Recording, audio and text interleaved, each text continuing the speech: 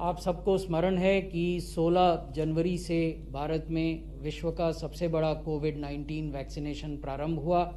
प्रारंभ में ही हमारा फोकस उन लोगों पर था या उन पॉपुलेशन ग्रुप्स पर था जो वल्नरेबल हैं और जिनको प्रोटेक्ट करने से देश की स्वास्थ्य व्यवस्था प्रोटेक्ट होती है और जिनको प्रोटेक्ट करने से कोविड की मोर्टेलिटी घटती है।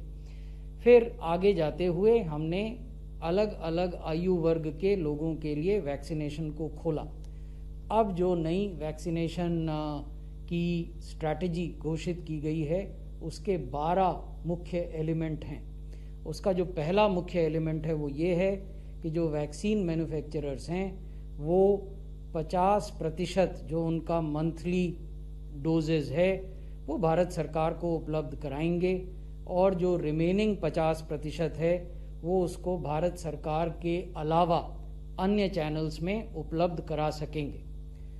दूसरी महत्वपूर्ण बात यह है कि वैक्सीन के मैन्युफैक्चरर्स 1 मई से पहले एक ट्रांसपेरेंट तरीके से अपने दाम या मूल्य घोषित करेंगे जो वो उस 50% सप्लाई के लिए लेंगे जो भारत सरकार के अलावा अन्य चैनल्स में वो उपलब्ध कराएंगे।